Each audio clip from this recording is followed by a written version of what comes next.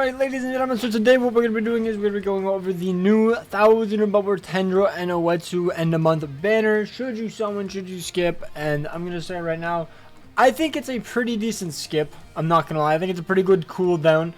Unless you enjoy the characters, okay? I know, I've seen a lot of fans of these characters. I really like Oh-Etsu, I like Tenjiro. So I'll just say right now, I will be going 5 steps max. The main point is I want Oh-Etsu because he's cool. If I do get Tenjiro, he will be good for ranged human because we only have Quincy Ichigo. Outside of that, there's basically nobody. And then I would like a Kilgay. Out of the filler, genuinely, I think the filler's good. Overall good.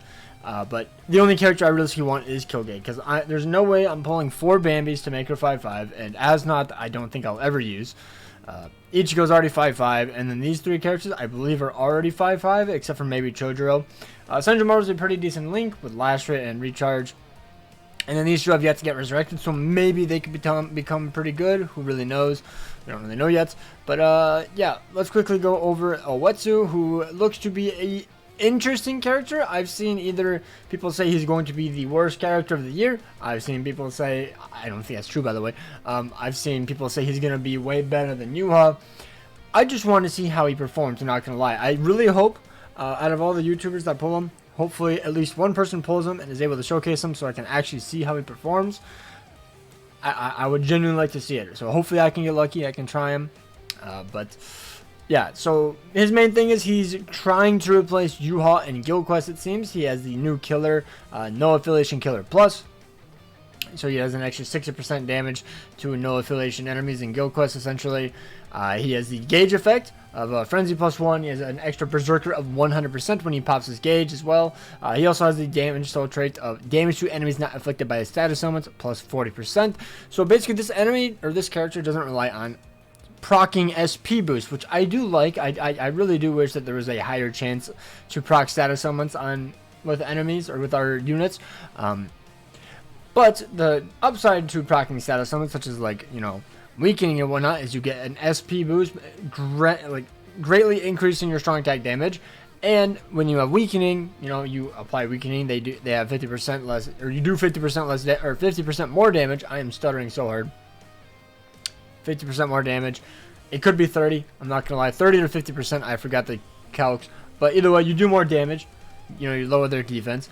Or if you have something like Last Rate or Freeze, it's like a utility. You do damage, and with Last Rate, you do damage over time.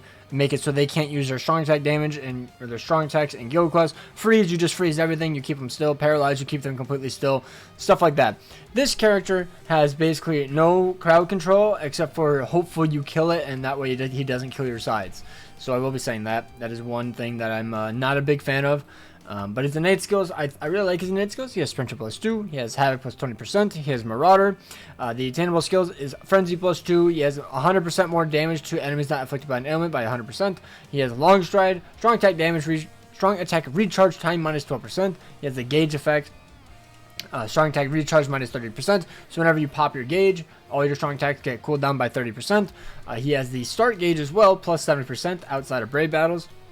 He has Bombardment +1, he has Weakened Defense, he also has Poise Break except Brave Battles, so you'll be able to stun the big enemies with Poise in Limit Breaker, which is pretty nice. And then he has Fire Duration -100% and Gauge Rampage. Gauge Rampage is where every time you get a kill, your gauge goes up, instead of only being able to get the gauge from like doing your strong attacks or your Soul Bomb or anything like that.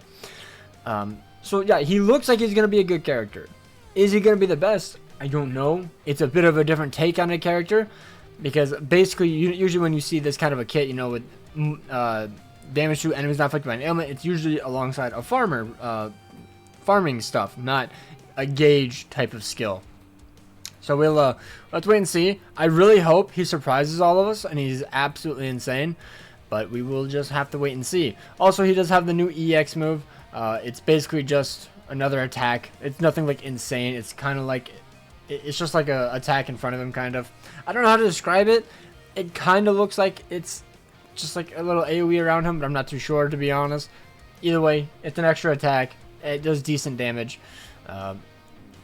He looks good. He looks good. Better than Yuha? I don't know. Apparently, though, when you calculate his stats and all that, he does do more damage than Yuha, so take that into consideration. But yeah, now on to Tenjiro. Tenjiro is a technique character. He has the Human Killer Plus. So he, unironically, if Oh-Etsu can't outperform Yuha for melee and no affiliation, Tenjiro might be the only good one worth going for outside of like maybe you need some of the filler. Because Human Killer has basically nothing, so if you only have Quincy Ichigo, it's going to be rough. But with this guy, he's a booster. He increases Soul Reaper damage. Soul Reaper damage to status unaffected enemies plus 30%. Now granted, I don't believe Ichigo is a Soul Reaper, the Quincy Ichigo one, but we could get one in the future, that's what I assume. So hopefully we actually get one later down the line where it's an actual SP main character, but he's a booster. He'll increase Soul Reaper damage to status unaffected enemies plus 30%. He also has a very unlikely chance of stealing your SP boost, considering all of his strong attacks are heals, which has no status summons outside of his SA1 and his NAD string. So that's also nice. So he is only going to be a side in GQ. But a big annoyance for me personally is when they come in and they steal, they steal your SP boost or something. They proc status summons instead of you. Very obnoxious. So I do like that. Now going over his actual kit, he has the normal attack damage plus 35%. He has the innate skills of Sprinter plus 2, freeze duration minus 100%. He has Sharpshooter. Attainable skills is Bruiser plus 60%. Team Party Soul Reaper damage to status ailment affected enemies plus 30%. He has Poise. He has the Medic skill. Killer effect plus 30% or plus 50 in GQ. He has Flurry plus 1 or plus 2 in GQ. Unfortunate. Should have just been Flurry 2 in general, or Flurry 2 and then Flurry 3 in GQ. That'd be fine. He has Debilitator at 5 seconds. He has the Enhancer ability. He has the Healing ability. And then he has Booster, which means his SA2 will give you the extra 43% attack, focus, and defense. He also has the range damage plus 10 or plus 30 in GQ. So yeah, he's going to be a very good NAD character.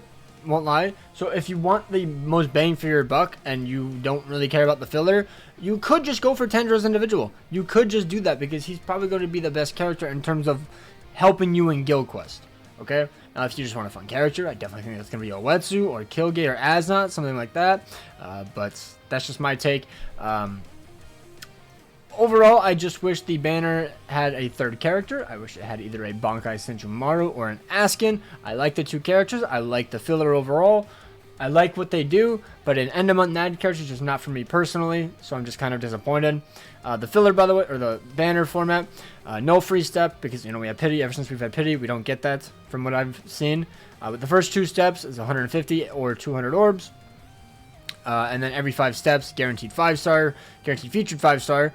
They do have the 1.5% random draw rate, by the way, so you could still pull them from random pulls. Hopefully you don't. Those characters are always pretty mid. And then at step 25, you get the guaranteed 5-star choosing of Oh-Etsu or Tenjiro.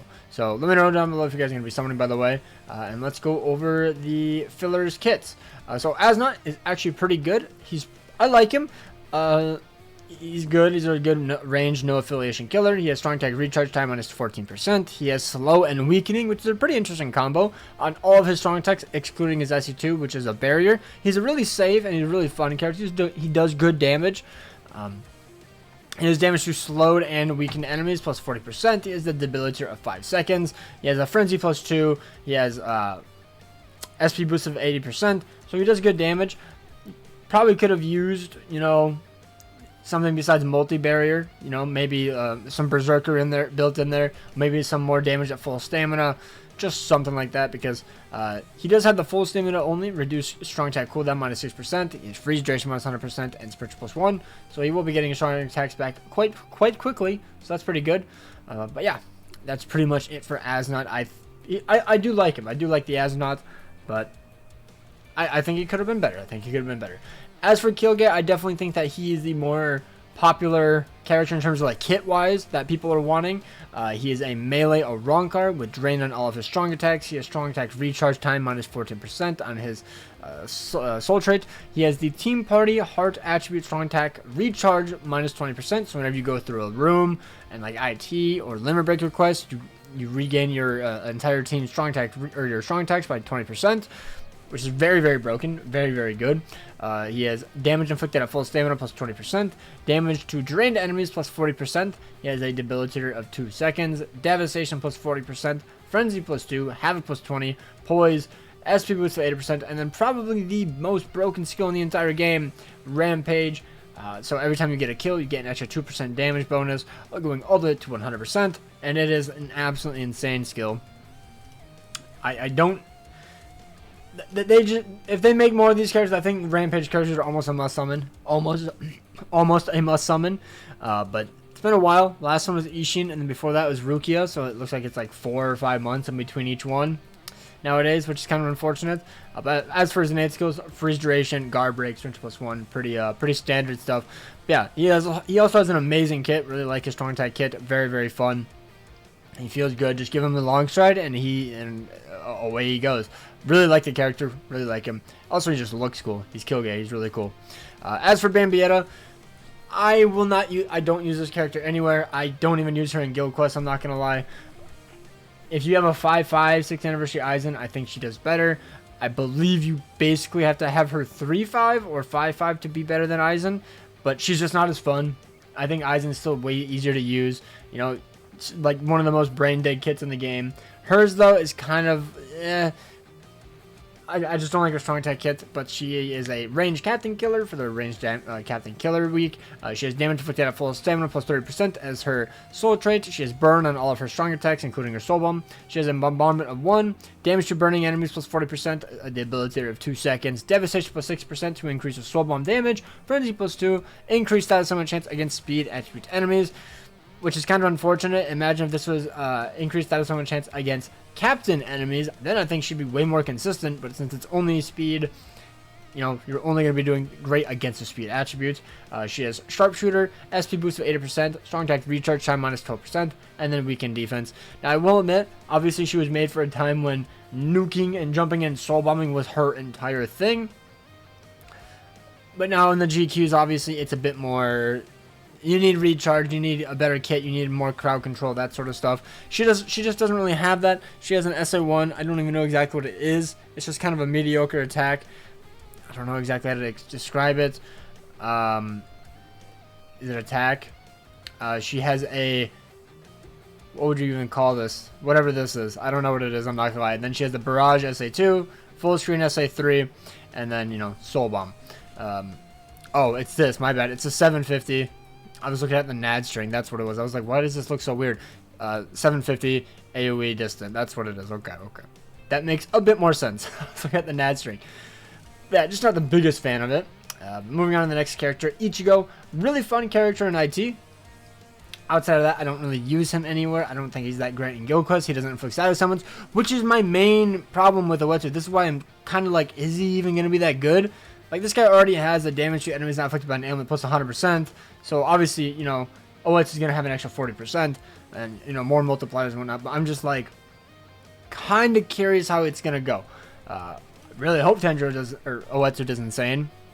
But, you know, this Ichigo is very fun. I really like him. He has Rancard Killer, no affiliation killer. He's a melee character. He has Bruiser plus 40%, damage to enemies not inflicted by an ailment plus 100%, Devastation plus 60%, Frenzy plus 2, Havoc plus 20%, hits hidden enemies and Pierce Iron Skin. Marauder, he has Shared Complete Status Immunity plus 100%, and then Sprinter plus 2. So this could be why he probably falls off a bit. In terms of like Guild Quest, he doesn't have any actual Bruiser or Berserker. He has Bruiser plus 40%. And then you obviously no SP boost. He only has the extra damage to enemies not affected by an ailment.